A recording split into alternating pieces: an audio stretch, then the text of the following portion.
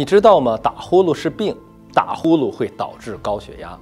今天我们就用一个视频给大家掰开了揉碎了，把这个话题讲清楚。现在啊，我们身边打呼噜的人非常的多。说到这儿，一说打呼噜是病，好多人说张大夫算了吧，你们这什么都成病了。我告诉你，打呼噜真是病，而且是一种我们必须要重视的病。打呼噜呢，它在医学上被称为睡眠呼吸暂停综合征。长期打呼噜的人特别容易出现代谢类疾病，其中最为典型的就是容易导致高血压。相关权威数据显示啊，打呼噜的人里面50%，也就是一半的人最后会发展为高血压。而高血压患者当中呢，有30%的人有打呼噜这个习惯。如果按照我们国家2.45亿高血压患者来说，8000多万的高血压患者有打呼噜这个习惯。那么打呼噜会对高血压带来什么不利影响呢？第一个，如果你打呼噜比较重，导致你晚上身体缺氧比较严重的情况下，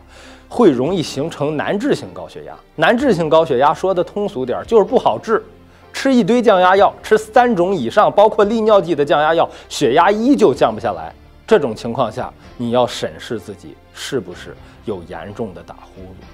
第二种情况呢，就是打呼噜这种人啊，高血压容易低压高，尤其是中青年高血压患者，他晚上缺氧，外周小动脉阻力增高，进而低压升高，而且不容易降啊，吃降压药低压不好降。所以说啊，其实它背后的深层次的原因还是打呼噜。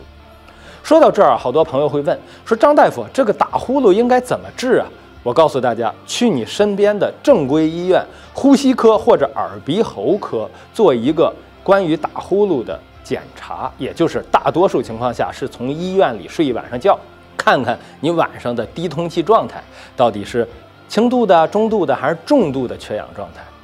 对于那些重度的，真的是有可能在专业医生的指导下进行专业的治疗。这些年呢，我们使用比较多的，比如说有一个叫做无创正压通气，咱老百姓的话，那就是晚上戴呼吸机这种无创正压通气的治疗方式之后，好多人晚上打呼噜得到纠正，尤其是低氧状态得到纠正之后，升高的血压能够得到神奇般的降低。有的人甚至说，张大夫，这个治疗我听你的话，我去呼吸科治了之后，现在血压改善的比吃降压药还管用呢。所以说呢，张大夫今天用一个视频呀，专门给大家把打呼噜和高血压拿出来讲一讲，主要目的就是让很多朋友，尤其是那些吃降压药血压降得不好的朋友，体型比较胖的朋友，亲人会反映出来说他打呼噜比较重的这些人，能够重视对于打呼噜的正规治疗。因为有的时候打呼噜治疗效果好，